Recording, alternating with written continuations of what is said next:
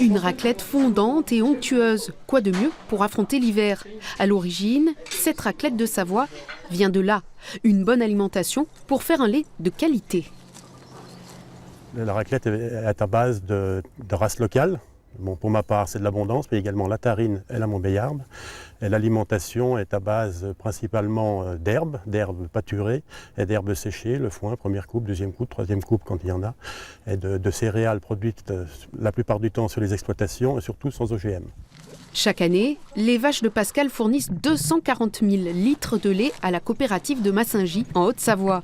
Ce lait est ensuite transformé ici grâce à une collaboration étroite entre producteurs et fromagers. On travaille que du lait IGP Savoie, on transforme en tome de Savoie et en raclette.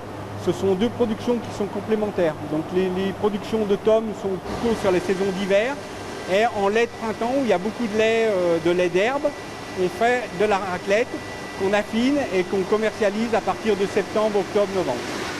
On a des procédés de fabrication traditionnels, avec des présures traditionnelles, caillettes de veau, et puis des ferments que l'on nous cultive nous. Faire fondre du fromage sur un morceau de pomme de terre remonte au XVIIe siècle. Mais la raclette s'est démocratisée dans les années 60 avec la pratique du ski. Depuis, sur les deux Savoies, la fabrication est très peu mécanisée. Après 5 mois d'affinage, le produit à la sortie est d'exception. C'est une raclette qui est à la fois fondante et onctueuse, beaucoup d'originalité dans les goûts, mais sans que ce soit sur la base d'excès de sel, comme malheureusement on le retrouve aussi parfois. Voilà quelques éléments de caractérisation du produit qu'on veut mettre en avant. Depuis 8 ans, l'organisme de défense et de gestion Savoie-Sim travaille sur l'obtention d'une IGP pour la raclette de Savoie. L'indication géographique protégée.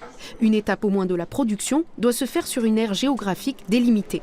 La reconnaissance en IGP pourra nous permettre de nous faire reconnaître et connaître au niveau français et pourquoi pas à l'export.